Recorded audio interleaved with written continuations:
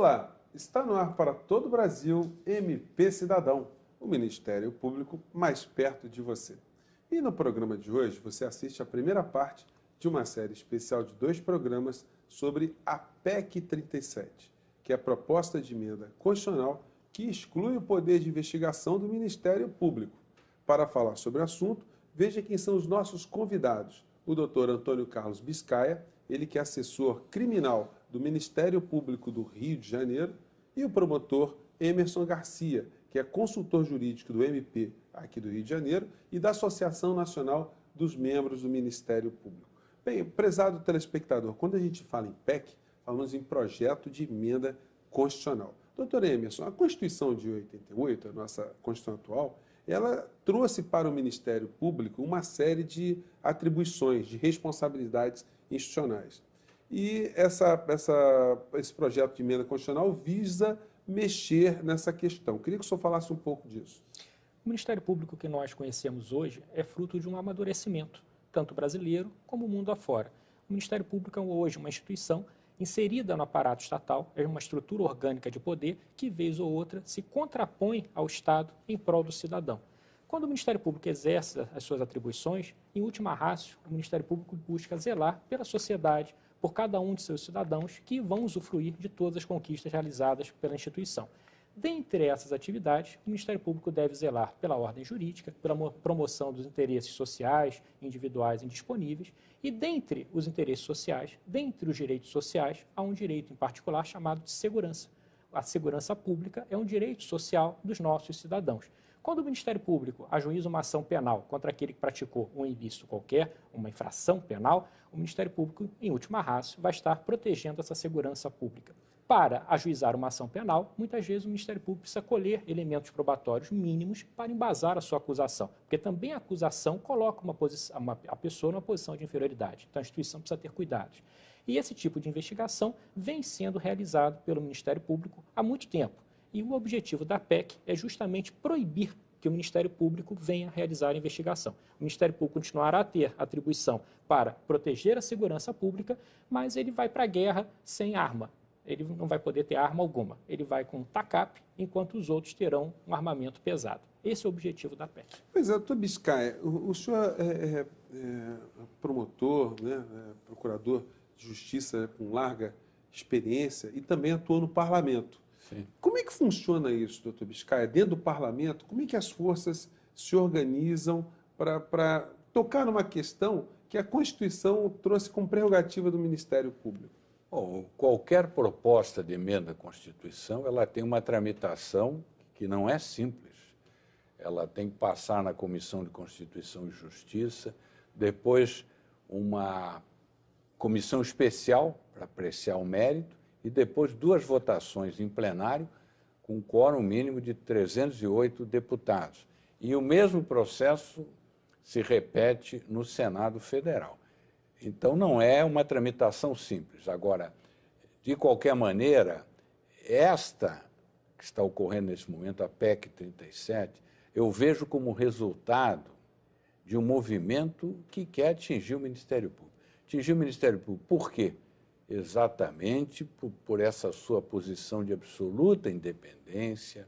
A partir da nossa Constituição Federal, ele enfrentou certas questões que antes eram inatingíveis. Essencialmente, a corrupção que contamina todas as instituições do Estado. Não só a corrupção, como os abusos praticados pelo aparelho policial que não eram apurados. Então, a classe política, eu percebi isso quando estava exercendo o mandato de deputado federal, está querendo atingir o Ministério Público. Por quê? Porque são deputados federais, senadores que foram prefeitos em suas cidades no interior do Brasil afora, lá tiveram o Ministério Público em seus calcanhares, cuidando do cidadão, vendo se as verbas da saúde eram aplicadas adequadamente, se as verbas de educação, se não havia desvio de recursos públicos. E todas as ações que os promotores de justiça nas longínquas comarcas tomavam em defesa da sociedade, muitas vezes os prefeitos viam aquilo como uma questão pessoal e depois, no futuro, como deputados, querem retalhar o Ministério Público. É isso que a gente percebe claramente pela maneira com que houve essa aprovação. Uma aprovação de uma comissão desta natureza, quase que unânime, os votos divergentes foram mínimos. Então, é indispensável que a sociedade reflita sobre isso, se articule e pense o que é melhor para a própria sociedade e para o país. Caçar esses poderes do Ministério Público é inaceitável, é um retrocesso inadmissível no momento em que toda a sociedade ela se sente revoltada com as denúncias que surgem a todo momento de corrupção e que, até pouco tempo, restavam impunes. Né? Quer dizer, como o doutor Biscaia nos mostra, né, é uma ação de via dupla. Né? Na verdade, ela é contra o Ministério Público, mas ela também é uma ação em benefício próprio, né? Porque vários dos implicados nessa história hoje estão dentro do Poder Legislativo. É verdade, é verdade. A nossa sistemática eleitoral hoje explica muito disso. Hoje, magistrados e membros do Ministério Público não têm participação alguma no Parlamento brasileiro. Um magistrado, um membro do Ministério Público, quiser se tornar um deputado federal, estadual, um senador, ele precisa deixar a carreira para concorrer às eleições e, eventualmente, se for eleito, ele será alçado a essa bela função. E o parlamento hoje, como ocorre em boa parte dos países do mundo afora, ele é controlado por grupos. Nós temos grupos e o parlamento não discute as grandes questões da sociedade. O parlamento discute as questões relacionadas a esses grupos. Então, nós temos os pecuaristas, nós temos os grupos policiais, nós temos vários grupos no nosso parlamento. E há um considerado quantitativo de grupos que é alcançado pela atuação do Ministério Público. Nós não temos voz no parlamento. As vozes que nós temos são de pessoas aguerridas, como o doutor Biscaia e outros poucos, que foram da nossa carreira, mas que hoje, a não ser que tenham ingressado antes de 88, que ainda tem essa prerrogativa de se candidatar, eles não podem mais se candidatar. Eu não posso me candidatar, mas ninguém pode. Só aqueles que ingressaram antes de 88. Essas pessoas, pouco a pouco, vão deixando a carreira e nós vamos deixando de ter voz. Nós não somos ouvidos, mas outras categorias são.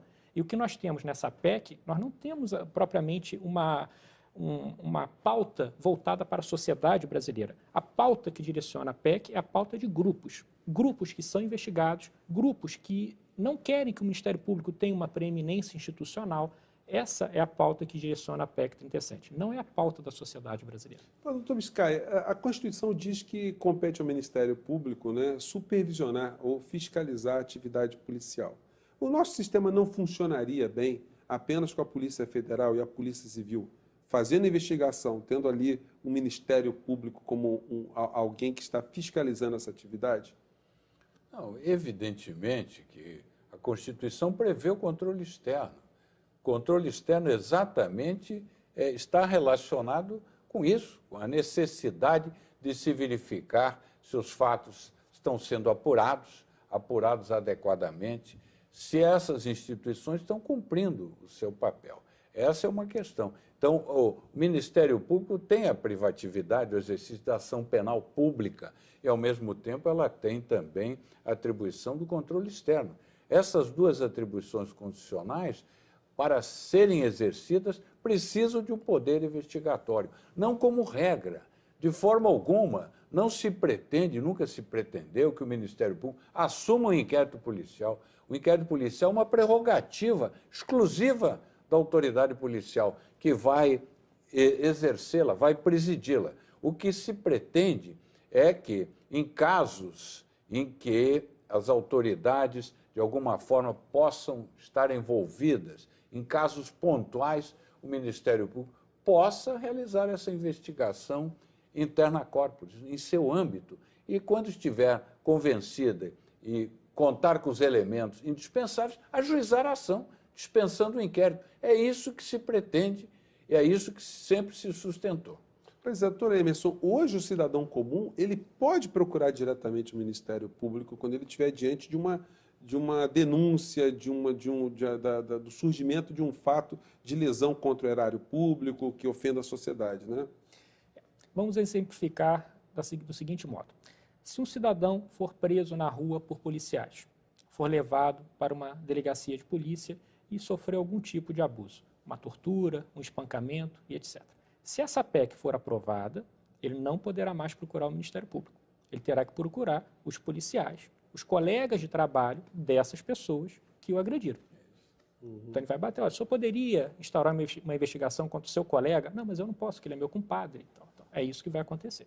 O Ministério Público hoje utiliza a investigação para tornar efetivo uma prerrogativa funcional, uma atribuição, que é de ajuizar a ação penal, e o ajuizamento da ação penal, em última ratio, busca garantir a segurança pública. Se nós rompemos esse ciclo, vai faltar um elo nessa cadeia e ela não vai se completar. Bom, gente, a gente vai fazer agora um pequeno intervalo e a gente volta já já com esse tema que é muito importante. Então saia daí.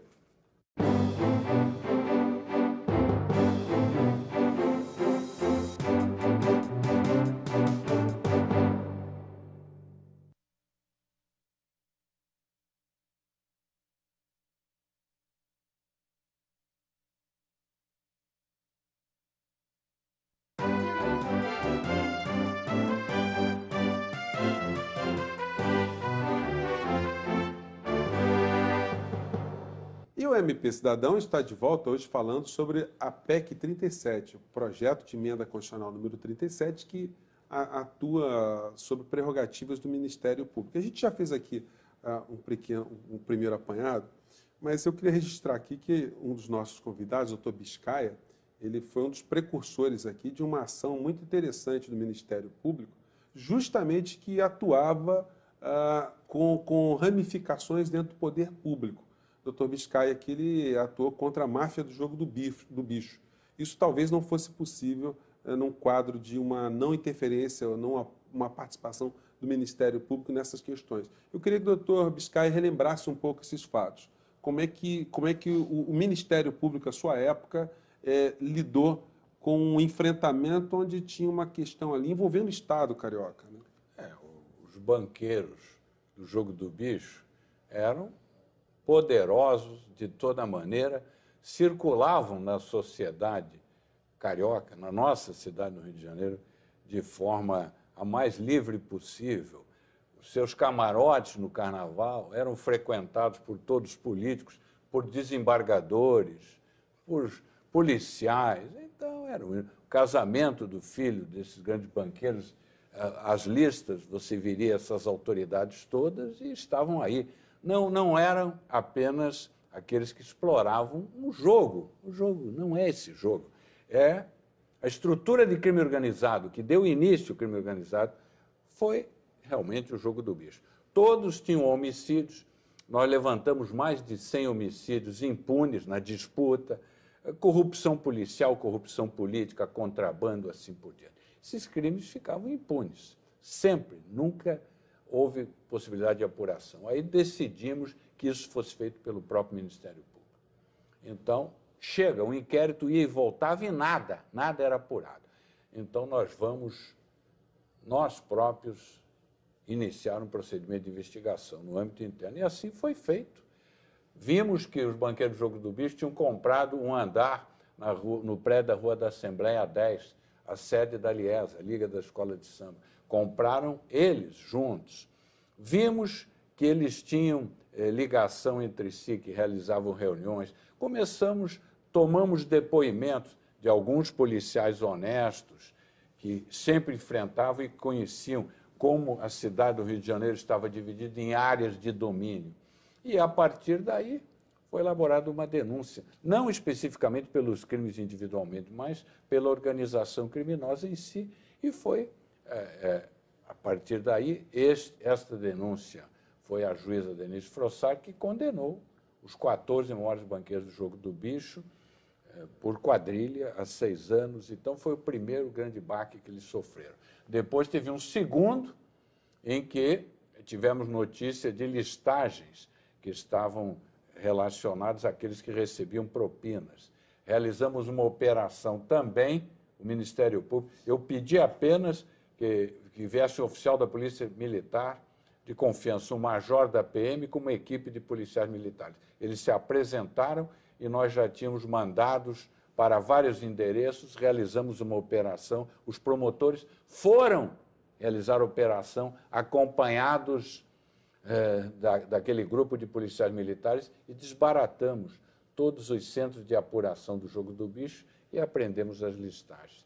Então, todas essas ações em benefício da sociedade, enfrentamento à criminalidade e à corrupção, seriam impossíveis caso essa malsinada PEC 37 viesse a ser aprovada ou vier a ser aprovada. Doutor Emerson, mas a sociedade pode fazer alguma coisa em relação a esse tema, né? Ou nós somos meros espectadores? Não. O parlamento de um Estado democrático de direito, ele deve ser o espelho da sociedade que ele representa. Se eles não têm um mandato imperativo, no qual eles devem seguir cláusulas que nós estipulamos, eles têm um mandato que se renova a cada tempo. E toda a população deve ter ciência do que seu parlamentar faz. E a sociedade, se caso venha se insurgir contra qualquer tipo de projeto, qualquer tipo de tramitação no parlamento, isso automaticamente vai ter reflexo no âmbito dos parlamentares, na deliberação que eles terão a respeito desse assunto. O grande problema que nós enfrentamos no Brasil é que a massa da nossa população tem uma capacidade crítica muito reduzida pela dificuldade de acesso à educação. Nós temos dificuldade. Agora, quem consegue identificar o real propósito dessa PEC, e a população humilde, ela vai ser atingida por essa PEC, porque a maior vítima de violência policial é justamente a população humilde. Uma vez eu recebi num gabinete uma pessoa se queixando que ela havia sido vítima de violência e a conversa se desdobrou nos seguintes termos. Eu não estou mentindo, estou falando a verdade. Doutor, eu sei que a polícia pode bater, mas eu queria que o senhor pedisse para não baterem mais na cabeça, porque estão machucando as pessoas. Veja, toda generalização, ela tangencia aquela linha limítrofe da leviandade. A polícia brasileira ela é composta por diversas centenas de milhares de pessoas valorosas, honestas, dignas, trabalhadoras. Mas existem exceções. E quando essas exceções ocupam certos escalões do poder, ocupam certas posições, como o doutor Biscar narrou, se essas pessoas estiverem no lugar errado, elas inviabilizam a apuração, principalmente quando nós tivermos em jogo o poder político e o poder econômico. Então, se as pessoas ruins estiverem no lugar errado, na hora errada, a população brasileira fica refém. Pois é, doutor Emerson, e sobre o aspecto formal, analisando a constitucionalidade de uma emenda constitucional que cause esse tipo de dano para a sociedade, o senhor acha que é possível jogar essa questão, inclusive, para uma avaliação do Supremo? Eu não tenho a menor dúvida quanto a isso. O Tribunal Constitucional Federal Alemão, o Bundesverfassungsgericht, há muito tempo ele desenvolve uma teoria chamada de institutionellen Garantien, são as garantias institucionais. E o que ele quer dizer com isso? Quando a ordem constitucional assegura direitos e garantias individuais, ela tem que assegurar instrumentos para viabilizar a realização desses direitos e garantias individuais. Como o Ministério Público tem a atribuição de garantir direitos sociais, dentre os direitos sociais está a segurança, quando eliminarem a atribuição do Ministério Público, nós teremos uma espécie de sino sem badalo. Nós teremos o direito à segurança, mas nós não teremos instrumentos para materializar. Por essa razão, eu entendo que diminuir atribuições do Ministério Público vai afrontar o disposto no artigo 60, parágrafo 4º, inciso 4 da nossa Constituição, que diz: não será admitida a proposta de emenda constitucional tendente a abolir direitos e garantias individuais. Pois é, doutor Biscay, uma curiosidade é a seguinte, é que o presidente da República, no caso a nossa presidenta, ela pouco pode fazer numa emenda constitucional, né? Uma vez que ela não sanciona, ela não tem uma participação. Né? Mas o presidente da República, ela pode usar poder político diante dessa situação? Ou o senhor acha que o império do mal aí é tão grande que é quase irreversível uma situação como ela? Eu espero que isso seja feito, se não pela própria presidenta da República, pelo ministro da Justiça, Eduardo Cardoso, que é homem de bem, que ele consiga aí convencer os grupos de sustentação política do governo que esta emenda constitucional é contrária aos interesses da cidadania, da sociedade brasileira, porque percebe-se que segmentos da classe política estão se sentindo atingidos pelo Ministério Público, até por força, ultimamente, além daquilo que já me referi, o julgamento do chamado processo do mensalão. Então, eu já ouvi afirmações de parlamentares, de políticos, esse Ministério Público está muito forte, vamos impedir que ele continue agindo com tanta força. Então, é uma retaliação evidente, mas espera-se que aqueles que têm uma parcela de poder, que tenham lucidez, compreendam o interesse maior da sociedade brasileira. Nesse caso, aponto a nossa presidente Dilma, o ministro da Justiça e as lideranças de diversos partidos. Eu não tenho dúvida de que será possível que essas lideranças barrem o seguimento desta proposta. Pois é, doutor Biscay, um ponto que poderia estar sendo levantado nessa questão seria uma falsa divisão, o antagonismo entre a polícia e o Ministério Público. A polícia, pelo que o senhor está dizendo, o doutor Emerson falou, é a que está menos interessada em que o Ministério Público saia de cena. Ou não? Há também, dentro do segmento da polícia, o interesse de afastar o Ministério Público da investigação. Os bons policiais, os verdadeiros policiais a que o doutor Emerson se referiu, eles, não tenho dúvida, que serão contra essa proposta. Aqueles policiais que querem apurar adequadamente as infrações penais, eles acham que é essencial que haja um entendimento, um trabalho conjunto entre o Ministério Público e as autoridades policiais. Eu percebo isso claramente. Agora, alguns, quer dizer,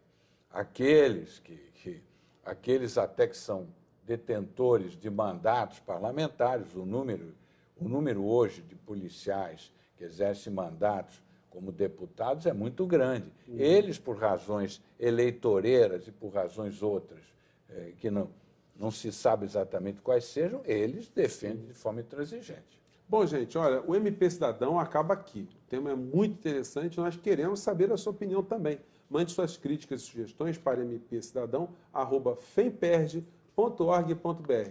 Agradeço muito a participação dos nossos convidados de hoje, o doutor Antônio Carlos Biscay, ele que é assessor criminal do Ministério Público do Rio de Janeiro, e o promotor Emerson Garcia, que é consultor jurídico do Ministério Público aqui do Rio de Janeiro e também da Associação Nacional dos Membros do Ministério Público. Na próxima semana, a gente continua falando sobre a PEC 37 e seus desdobramentos. Um grande abraço e até lá.